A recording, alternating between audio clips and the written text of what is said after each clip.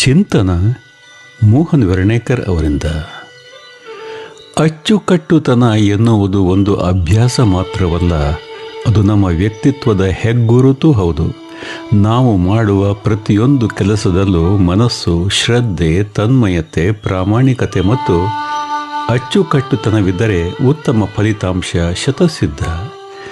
ಕೆಲಸ ಸಣ್ಣದಿರಲಿ ದೊಡ್ಡದಿರಲಿ, ಅದನ್ನು ಅಚ್ಚುಕಟ್ಟಾಗಿ ಮಾಡುವ ಮನೋಭಾವ ಇದ್ದರೆ ಅದರ ಮೌಲ್ಯವೂ ಹೆಚ್ಚುತ್ತದೆ ಎಂಬುದು ಬಲ್ಲವರ ಮಾತು. ಗೃಹಿಣಿಯ ನಿತ್ಯದ ಮನೆ ಸ್ವಚ್ಛತೆ, ಅಡುಗೆಯ ಕೆಲಸ ಇರಬಹುದು, ಕಚೇರಿಯಲ್ಲಿ ಉದ್ಯೋಗ ನಿರ್ವಹಣೆ ಇರಬಹುದು, ವಿದ್ಯಾರ್ಥಿಗಳ ವಿದ್ಯಾಭ್ಯಾಸ ಕ್ರಮವಿರಬಹುದು, ನಾವು ಮಾಡುವ ಯಾವುದೇ ಕೆಲಸ ಕಾರ್ಯಗಳಿರಬಹುದು.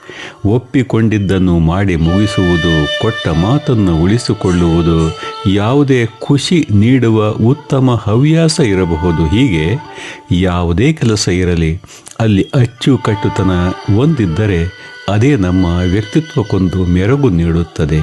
ಏಕೆಂದರೆ ಅಚ್ಚುಕಟ್ಟುತನ ಶಿಸ್ತಿನ ಪ್ರತಿರೂಪವಾಗಿರುತ್ತದೆ. ಪ್ರಕೃತಿಯನ್ನೇ ಗಮನಿಸಿ, ಸೂರ್ಯೋದಯ, ಸೂರ್ಯಾಸ್ತ, ಋತುಗಳ ಬದಲಾವಣೆ, ಹೂವು ಅರಳುವಿಕೆ, ನದಿಗಳ ಹರಿವು ಎಲ್ಲವೂ ಒಂದು ನಿಗದಿತ ಕ್ರಮದಲ್ಲಿ ನಡೆಯುತ್ತವೆ. ಪ್ರಕೃತಿಯ ಈ ಅಚ್ಚುಕಟ್ಟೆ ವಿಶ್ವದ ಸಮತೋಲನಕ್ಕೆ ಕಾರಣವಾಗಿದೆ. ಪ್ರಕೃತಿಯಿಂದ ನಾವು ಕಲಿಯಬೇಕಾದ ದೊಡ್ಡ ಪಾಠವೇ ಶಿಸ್ತು ಮತ್ತು ಅಚ್ಚುಕಟ್ಟುತನ. ಅಚ್ಚುಕಟ್ಟಾಗಿ ಕೆಲಸ ಮಾಡುವ ವ್ಯಕ್ತಿಗೆ ಆತ್ಮವಿಶ್ವಾಸ ಹೆಚ್ಚಿರುತ್ತದೆ. ಅವನು ಮಾಡುವ ಕೆಲಸದಲ್ಲಿ ಗುಣಮಟ್ಟ ಚೆನ್ನಾಗಿ ಇರುತ್ತದೆ. ಯಶಸ್ಸು ಎನ್ನುವುದು ಒಂದೇ ದಿನದಲ್ಲಿ ಪ್ರಾಪ್ತವಾಗುವಂಥದ್ದಲ್ಲ. ಪ್ರತಿದಿನವೂ ಅಚ್ಚುಕಟ್ಟಾಗಿ ನಡೆಯುವ ಪ್ರಯತ್ನಗಳ ಸಂಚಿತ ಫಲ ಮೊತ್ತವೇ ಯಶಸ್ಸಾಗಿರುತ್ತದೆ.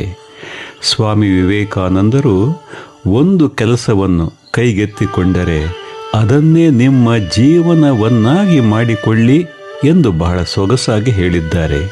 ಈ ಮಾತಿನ ಸಾರವೇ ಏಕಾಗ್ರತೆ, ಶ್ರದ್ಧೆ ಮತ್ತು ಅಚ್ಚುಕಟ್ಟುತನ.